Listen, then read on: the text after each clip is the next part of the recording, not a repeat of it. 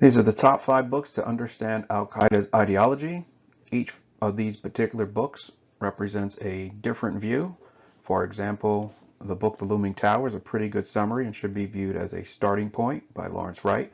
Steve Cole's Ghost Wars is about the Soviet-Afghan War.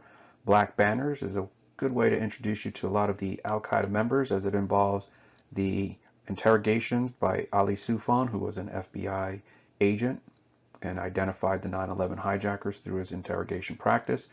The Architect of Global Jihad is about an Al-Qaeda operative and how that Al-Qaeda operative created a blueprint for how Al-Qaeda was going to fight. And then Saeed Qutb's book Milestone, which is considered the origin of the Al-Qaeda ideology. The first book we're going to look at is The Looming Tower. And I start here because I think it's a pretty good summary for the first time reader with this body of information, although it will introduce you to a bunch of names. Try not to get lost in all of the operatives that are mentioned here. It also addresses the government errors as well as the tension between the FBI. Here we have the table of contents. The book The Looming Tower addresses events from World War I to the post 9/11 period, but it starts out looking at the work of Saeed Qutb, who would write the book Milestones. Milestone is an important piece because it influences other individuals like Abdullah Azzam as well as Osama bin Laden.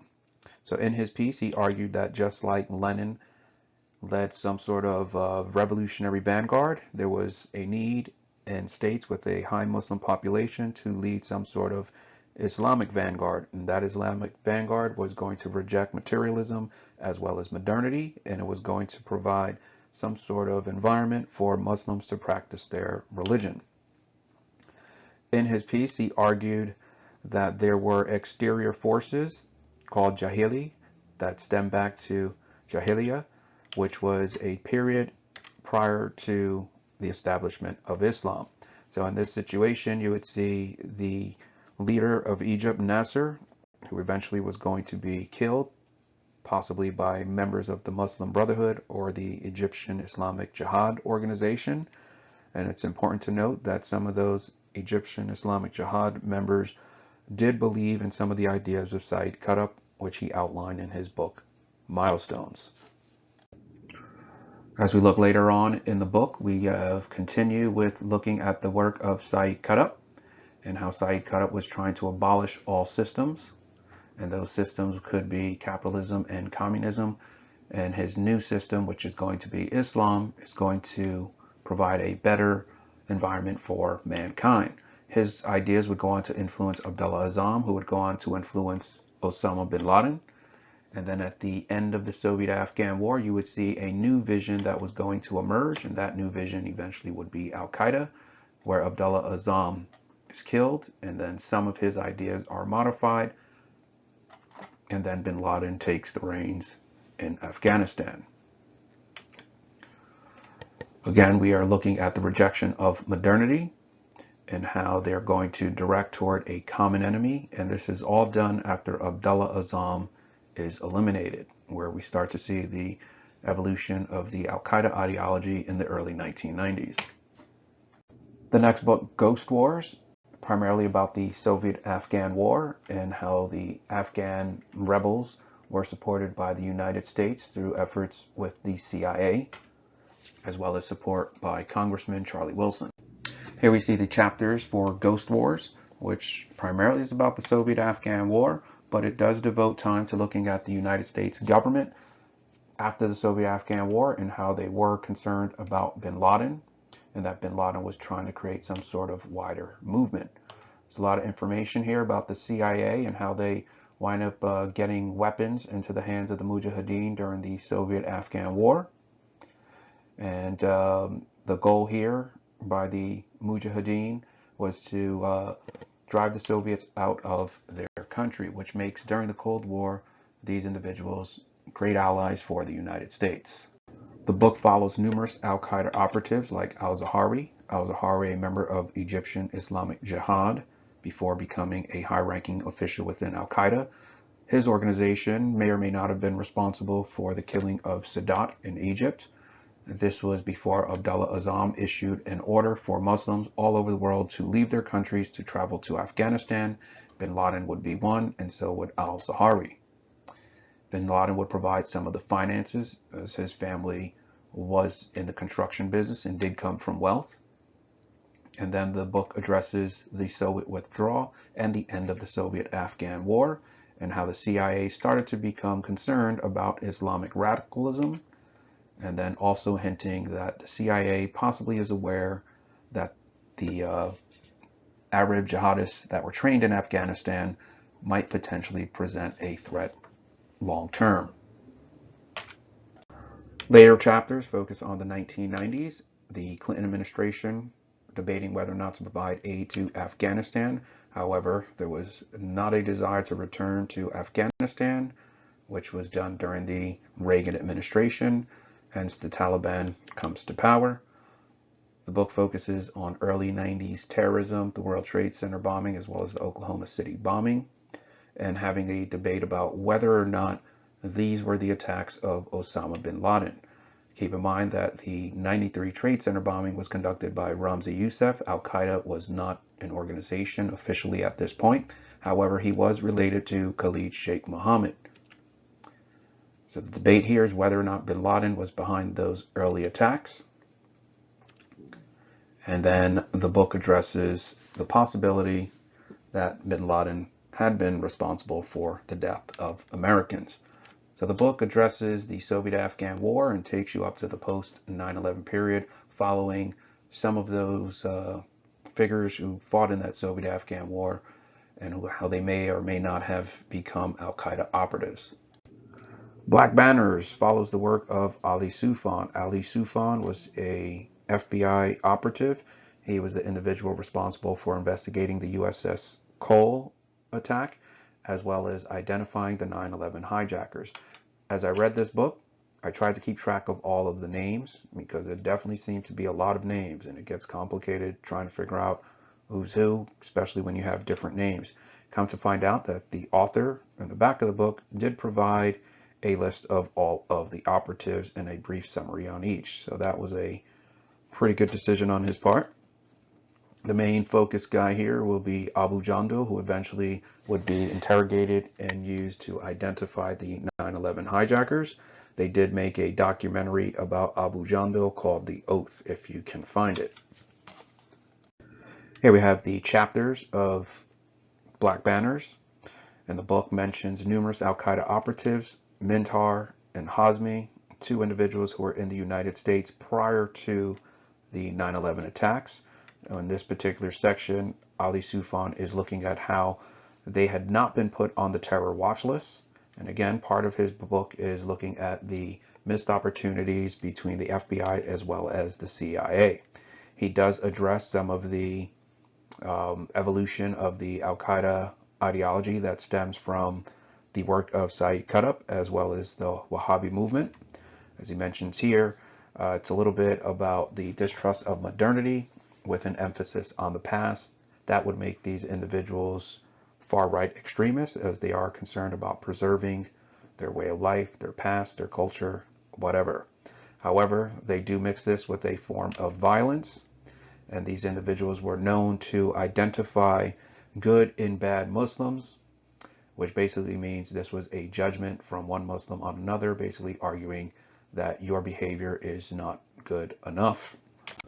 The book makes reference to the people who had come across Abdullah Azzam, who was fighting in the Soviet-Afghan War with his organization MAK.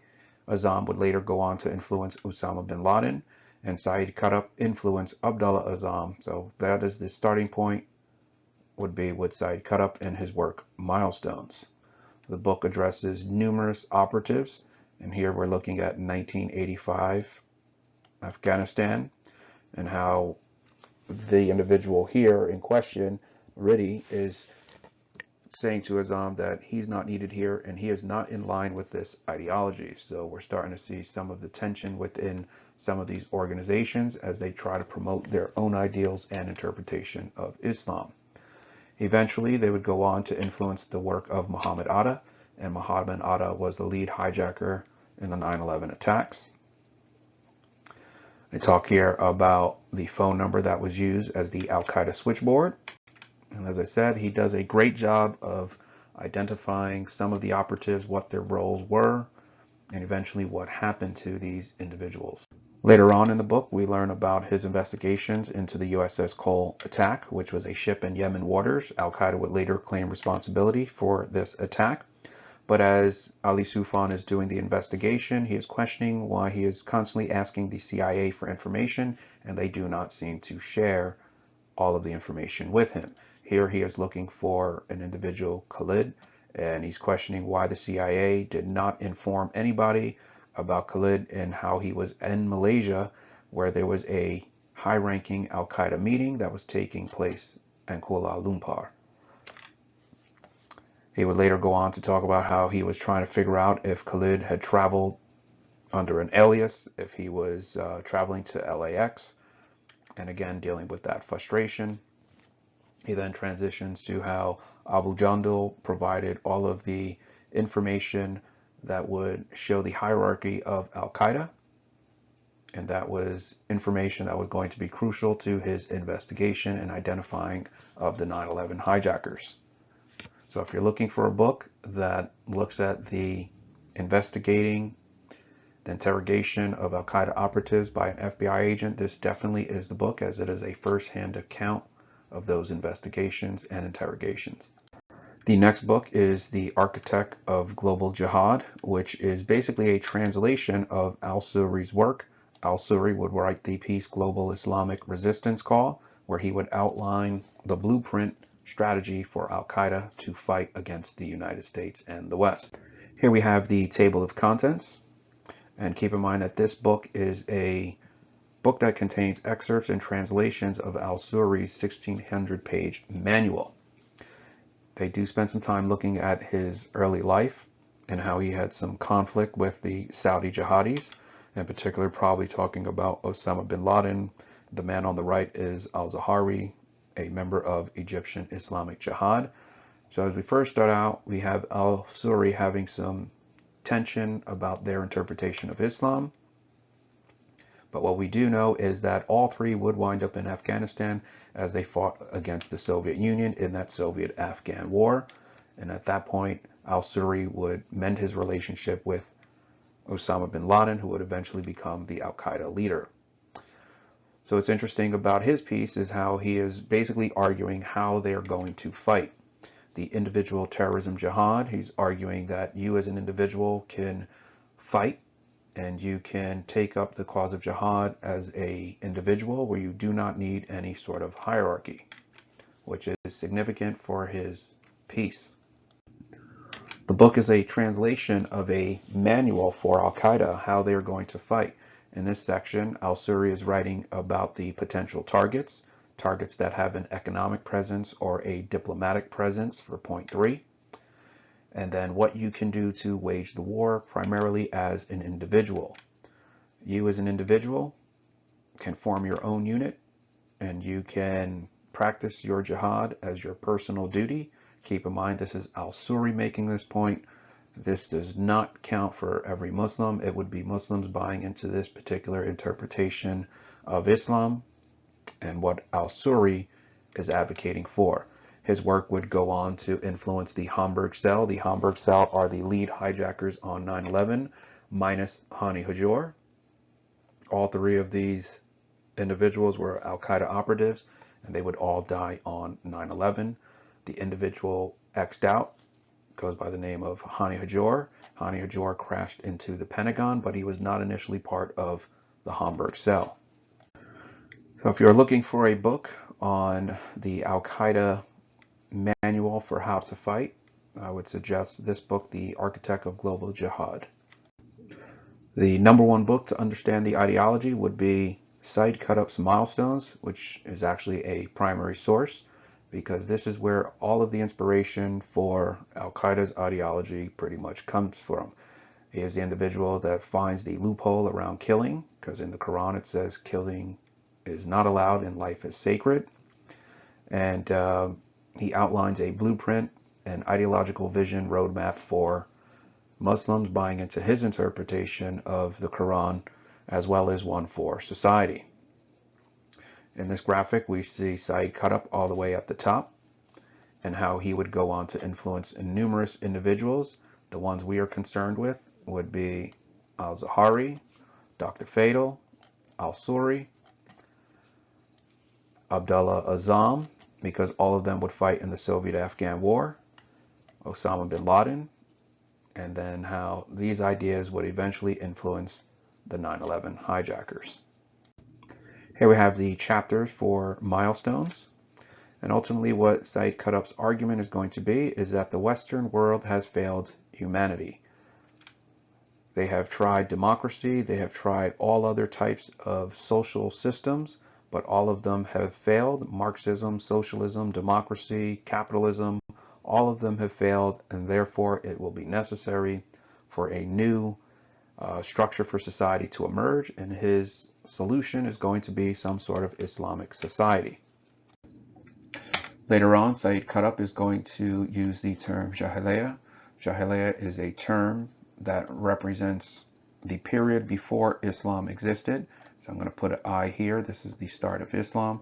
So at this point, we're living in ignorance. And his argument is that humanity is currently living in a period of ignorance, and it will be crucial if humanity is going to succeed and to thrive that you have a new leadership, because the current leadership of the 50s and 60s and prior to have failed all of humanity. We are currently, in his view, living in a state of ignorance, and his method, which is going to be some sort of Islamic revolution, is going to provide a new driving force for the world. He uses these terms, Jahili. Jahili is about purging exterior forces. So what you want to think about here is if you have a nation that has too many of these exterior forces, it's crucial, in his view, to purge them and create a pure Islamic state. That seems to be where he's going with this. So he uses this term Jahili to talk about those exterior forces, and he uses the term Jahiliyyah to reference this period of ignorance. On this page, he looks at the Roman Empire, British Empire, communism, and how all of these have failed humanity. And it is going to be crucial to provide a new force for mankind, and that new force for mankind can only take place when this Islamic revolution begins. In later chapters, Said Qutb would go on to define the term jihad, which simply means struggle, but he is going to define it to satisfy his own ideological vision, and his argument is going to be that Western foreign policy has caused so much damage that this has created a situation where Muslims are going to defend against some of these changes that are happening as a result of foreign policy. Jihad simply means struggle, but he is changing that struggle, which is usually a struggle reserved for an individual trying to stay true to their religion. He is going to argue that this now is about Muslims all over the world fighting against foreign policy, primarily of the West. And that Islamic vanguard is going to lead some sort of revolution that will purge these societies of any of these non-Islamic forces. This is a similar argument that's being made in The Architect of Global Jihad, or the work of al-Suri, but al-Suri is going to argue what to do when you are trying to put up that particular fight and how you should engage the enemy. This would influence the 9/11 hijackers, who would go on to commit the 9/11 attacks. This individual, Ramzi al-Shib, is not a member of the 9/11 hijackers. However, he was a member of the Hamburg cell, which were the 9/11 hijackers coming from Hamburg, Germany. So to recap, if you're looking to have an understanding of the ideological origins of Al-Qaeda, groups like ISIS, a summary book would be The Looming Tower by Lawrence Wright. You're not going to be able to understand without knowing the role of the Soviet-Afghan War, which leads to the evolution of groups like Al-Qaeda, and then eventually Al-Qaeda in Iraq, which then morphs into ISIS. Black Banners will give you some understanding of some of the key players within the Al-Qaeda organization, and The Architect of Global Jihad will outline the battle strategy for Al-Qaeda operatives, and then Said Qutb's milestone will provide the overall ideological vision